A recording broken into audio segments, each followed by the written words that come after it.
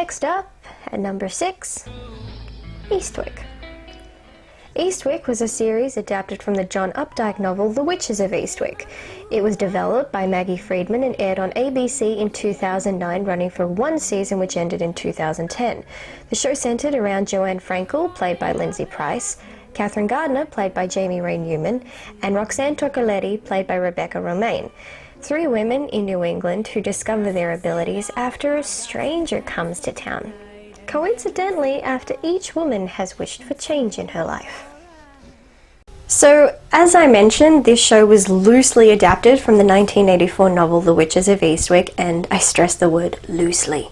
Names and abilities were changed and the overall tone was very different, especially if you compare it to the 1987 film adaptation starring Cher, Michelle Pfeiffer, Susan Sarandon, and Jack Nicholson. The film seemed to have just a bit more in common with the book, but ultimately each is an individual piece of work. The show seemed to get pretty decent reviews and did well in the ratings department. It even beat Charmed for highest viewed pilot for a supernatural series based on witches. Pains me to admit that, but facts are facts, and Eastwick had Charmed beat by 830,000 viewers. Seemed like the show would have had a good chance. It even won a poll for which endangered show should be saved. The 2009 to 2010 season was not a good time for shows. Eastwick was just one of 84 shows that got axed during that season. I think we have to blame the network on this one, but you never know. It might be brought back on Netflix. Certainly seems to be the trend at the moment. Next on the list at number 5 is The Secret Circle. The Secret Circle was another show based on a book series. This was based on The Secret Circle by L.J. Smith. It was developed by Andrew Miller and ran for just one season before being cancelled. It aired on the CW in 2011 and ended in 2012.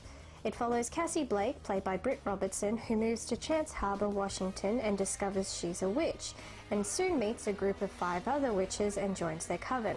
This also starred Thomas Dekker as Adam Conant, Phoebe Tonkin as Faye Chamberlain, Shelley Hennig as Diana Mead, Jessica Parker Kennedy as Melissa Glasser, and Lewis Hunter as Nick Armstrong.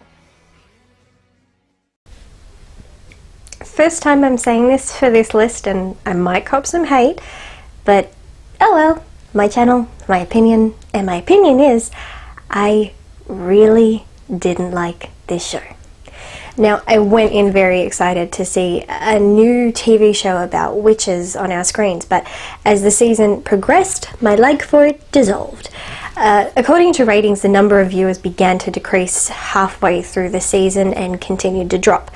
This didn't surprise me. I think at times, excuse my voice, I think at times there was more sex than witchcraft or any real storyline, and the sex didn't really serve a purpose. It was just there. The progression of the characters was instantaneous. There was no easing into it and giving it a good pace, just having them go from A to Z in 3 episodes. So I felt that it was very rushed. Also, the more human storylines were lacking and at times not relatable. I mean, good on you for trying, but I wasn't sold. It was claimed that the show was cancelled due to costs, but whatever the reason, I wasn't surprised or sad to see it go. Sorry about it. I did appreciate that the show had men and women playing equal roles as witches. I will say that. But that's it. Busting in at number 4 is American Horror Story Coven. American Horror Story is an anthology series created by Ryan Murphy and Brad Falchuk. It airs on FX and began its run in 2011. It just concluded its 5th season and has been renewed for a 6th season set to premiere later this year. Coven is the 3rd season in this anthology and aired from 2013 to 2014, starring Jessica Lange as Fiona Good, Sarah Paulson as Cordelia Fox, and Angela Bassett as Marie Laveau. Coven follows the lives of a coven of Salem witches in modern-day New Orleans as they fight to survive against many different foes, including a voodoo queen rival. Coven was actually the first season of American Horror Story I watched every episode of. I figured out the ending after the second episode of the first season and decided no reason to keep watching. And I was too nervous to watch the second season based on things that I'd heard. But since I do love a good witch show, I watched Coven and was not disappointed. I definitely enjoyed the history and flashbacks. I'm a sucker for a backstory. I always enjoyed how dark it was. After finding Coven to be worth the watch, I went on to watch the other season, which at the time was season 2, and I began to understand the hype. It's a great concept and you get something fresh each season. It keeps you in constant surprise because you never know what you're going to get. I love that all the witchy stuff was believable. It felt as though you might find these women walking around, and that's a great quality in a show, I find. And I can't wait to see what they have in store for season 6. Coming in at number 3, Witches of East End. Witches of East End is yet another show based on a book series. This one is based on Witches of East End by Melissa Dela Cruz. The show was developed by Maggie Friedman. Yeah, second show on this list developed by Maggie, both cancelled early. If you look at the shows she's worked on, you realise most didn't make it past season 1. Season 3, if they were lucky. Maybe if you want to pitch a new show that you'd like to see last more than 1 season, don't let her work on it. Just saying.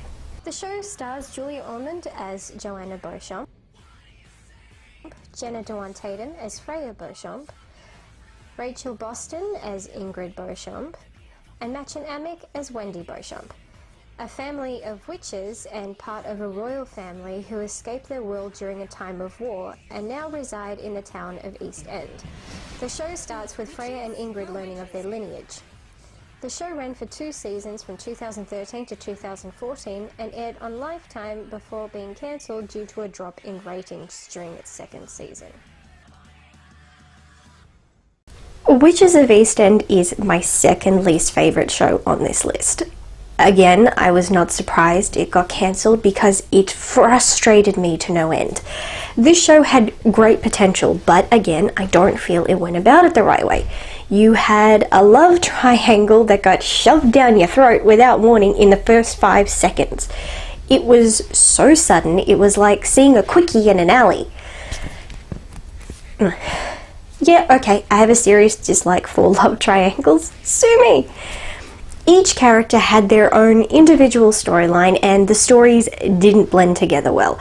It lacked a cohesiveness and was rushed. I have to say, Jenna and Rachel's acting was very overdone, which was a shame because I like their work. The only things I liked about the show were Joanna and Wendy. The rest was just all over the place, and it was far more like a soap opera. Despite all the people petitioning for it to get a 3rd season, I was glad it got cancelled because it was painful to watch.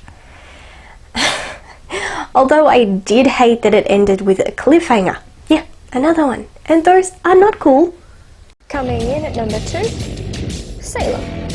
Salem is inspired by the real-life Salem witch trials that occurred in the 17th century in Salem, Massachusetts. This show, however, is fictional and focuses on witches who worship the devil. The trials and paranoia, along with false persecution, is, however, not fiction. It was created by Brannon Braga and Adam Simon. It stars Janet Montgomery as Mary Sibley, Shane West as John Alden, Seth Gable as Cotton Mather, and Ashley Madekwe as Tituba. The show began its run on WGN America in 2014 and was picked up for its 3rd season that began production in January of this year and is set to premiere Halloween week. As with every show on this list, it's received mixed reviews, but nevertheless is doing well. What's great about this show is it's the only witch show actually set during the witch trials, which is an historical moment in America's past. Many of these shows touched on the trials, but this is the only one set during. I really enjoy this show, one, because of its look at history, and two, for bringing in some authenticity of some of the issues that were going on at the time. You had war between white settlers and Native Americans, women and sometimes men being falsely persecuted under ludicrous reasoning, and of course we have the Puritans. Mix it all together and I think you've got 45 minutes of a show worth watching. But again, that's just my opinion. Finally, at number 1, Good Witch. Last show on this countdown, or up, whatever, is Good Witch, an American-Canadian show based on the film series The Good Witch, written by Rod Spence. The TV movies consisted of The Good Witch, The Good Witch's Garden, The Good Witch's Gift, The Good Witch's Family, The Good Witch's Charm, The Good Witch's Destiny, and The Good Witch's Wonder.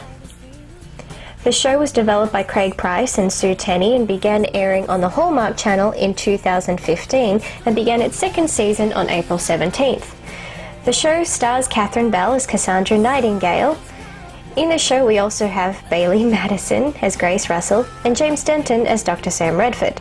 The show centers around the life of a recently widowed good witch named Cassie and her teenage daughter. Although the show is in its infancy, despite all its TV movie counterparts, I think it has a certain charm that kind of reminds me of Practical Magic. I find this show absolutely delightful.